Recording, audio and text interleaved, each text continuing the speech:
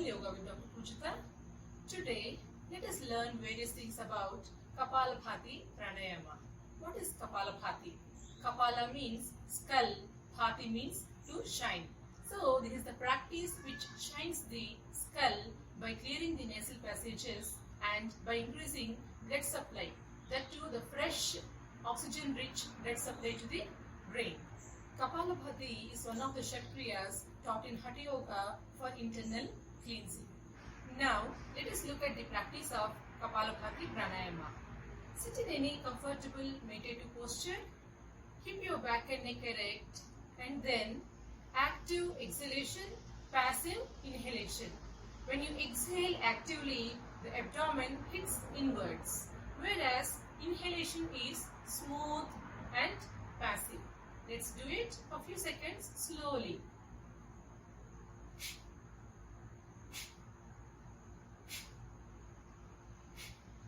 See, you can feel. If you want to feel, place your palm on your abdomen. See, the abdomen is hitting inwards. Exhalation is active and forceful, whereas inhalation is smooth and passive, but inhalation is happening. Do not hold the breath. Come on, let's try for a few more strokes.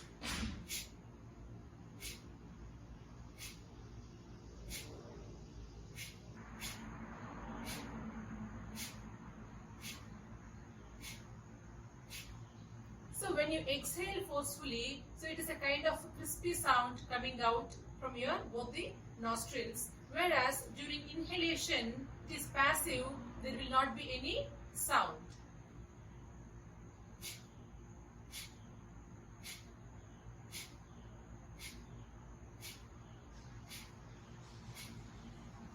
All your facial muscles, your throat muscles, your chest, all are relaxed. Only your nostrils and your abdominal muscles are working.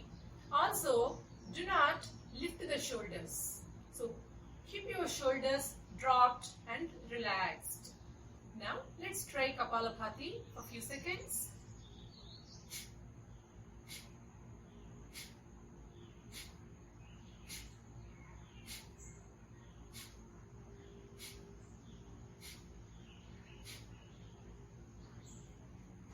The next point is how long Kapalabhati should be done. Kapalabhati can be done 60 strokes per minute. If you are not able to do for 60 strokes, slowly begin with 30 strokes per minute and repeat it for 2 or 3 times. So gradually as you practice, you can increase slowly from 60 to 120 strokes per minute and practice Kapalabhati for 2 to 5 minutes. Once you finish the first round of Kapalabhati Pranayama, whether you have done 30 strokes or 60 or 120, just after the first round is over, just close your eyes, observe your breathing pattern for a few seconds. While you observe your breathing pattern, the abdomen gradually gets relaxed. And then, once you are refreshed, begin the second round. Now, you are very much familiar with the procedure of Kapalabhati. So first, take a deep inhalation and then start doing Kapalabhati.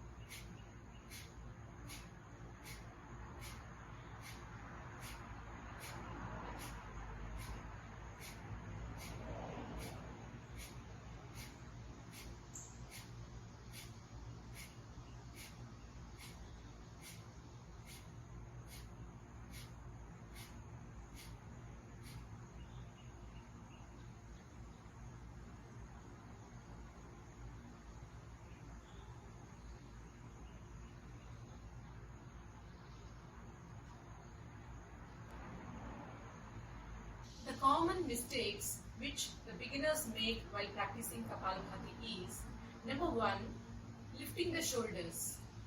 So please do not lift the shoulders while practicing Kapalabhati. So the second mistake is contracting the facial muscles. So just like this.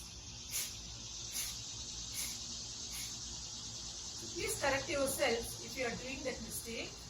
And third mistake is using the throat muscles. So please do not use the throat muscles also. Do not make any sounds from your throat region. So exhalation and the sound, everything is coming from your nostrils. And the fourth mistake, the main thing which commonly beginners do is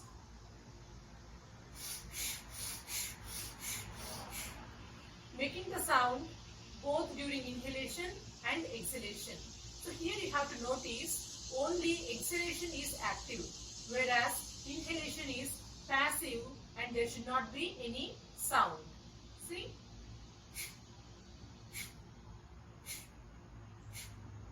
This is the correct procedure, whereas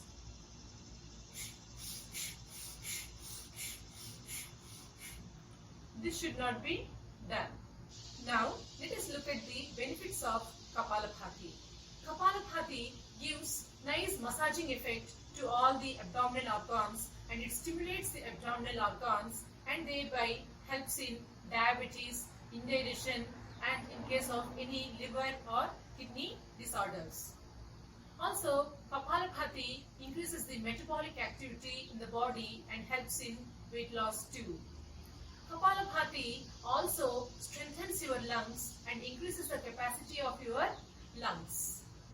Kapalabhati also enhances the oxygenation of the blood and helps in renewal of the body tissues so that the wrinkles around your eyes will be reduced and the face will glow better.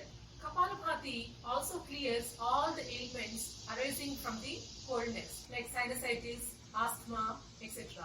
By increasing the metabolic rate, Kapalabhati also helps in dissolving the toxins from the body, toxins and all the waste matter from the body, which is the root cause of all the diseases. Apart from the physical benefits, Kapalabhati also provides the spiritual benefits, which helps in awakening of the chakras and cleaning the nadis, thereby preparing you for the meditation. Now, the next point is who should not do Kapalabhati. Kapalabhati should not be done with people with ischemic heart diseases and moderate to severe hypertension. Whereas, in case of mild hypertension, Kapalabhati can be practiced for 10 to 20 strokes per minute. Slowly, with lesser counts, Kapalabhati can be practiced. And second thing is, Kapalabhati should not be practiced during pregnancy and also during menstruation. Next thing, Kapalabhati should not be practiced even in case of chronic back issues like slip disc, spondylitis, etc. And this should not be practiced also in case of epilepsy, vertigo, hernia, in all these cases. And next thing is in case of asthma. Yes, Kapalabhati can be done in case of asthma. It gives a good relief in case of it, but the number of strokes per minute should be lesser. Like 20 to 30 strokes per minute will help in case of asthma. Next one, what is the ideal time to practice Kapalabhati? Kapalabhati can be best practiced in the early morning with an empty stomach. Otherwise, it can be practiced 2 to 3 hours after having your food. And more importantly, if you feel any dizziness or discomfort while practicing Kapalabhati, do stop it immediately and relax. This is all about Kapalabhati. The benefits, contraindications, precautions and the duration of Kapalabhati will be given again in the description box below. Let's practice Kapalabhati now. First take a deep inhalation and then start doing it.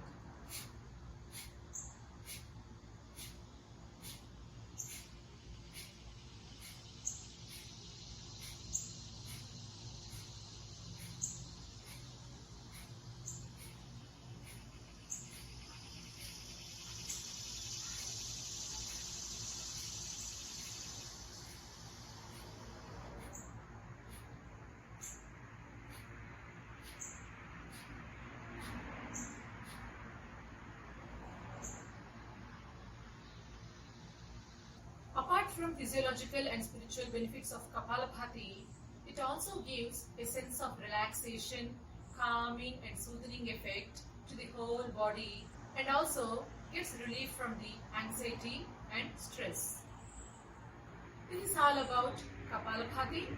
Do practice it every day for 2 to 5 minutes and enjoy the benefits of it. See you in the next video with another interesting topic. Until then, take care. Namaste.